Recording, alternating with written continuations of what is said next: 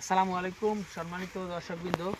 এই মুহূর্তে দেশ ও প্রবাস থেকে যারা আজকে আমাদের এই ভিডিওটি দেখছেন সকলকে আন্তরিক শুভেচ্ছা অভিনন্দন জানাচ্ছি। দর্শক, যে ঘাসটি আমার সামনে দেখতেছেন এটি মূলত সেই ইন্দোনেশিয়ান স্মার্ট নেপিয়ার ঘাস।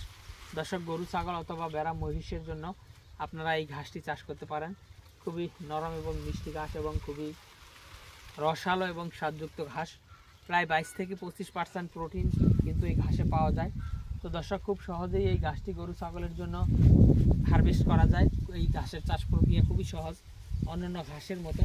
শুধুমাত্র আপনার কাটিং জমিতে রোপণ করে একবার পানি দিয়ে দিলেই কিন্তু আপনার এই ঘাসের কাটিং জার্মিনেশন হয়ে যাবে। সেক্ষেত্রে বাড়তি কোনো পরিচর্যার দরকার পড়বে না। তো দর্শক, এই ইন্দোনেশিয়ান স্মার্ট নেপিয়ার ঘাসটি হয়তো অন্যান্য ঘাসের থেকে 10 থেকে 15 দিনের মতো সময় বেশি লাগে ঘাস কাটতে।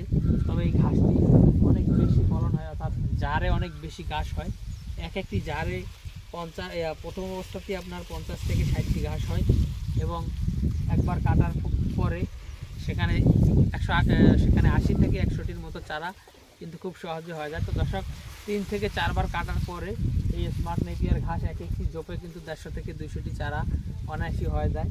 তো দর্শক, এত বেশি চারা বাংলাদেশে কোনো ঘাসই কিন্তু হয় না।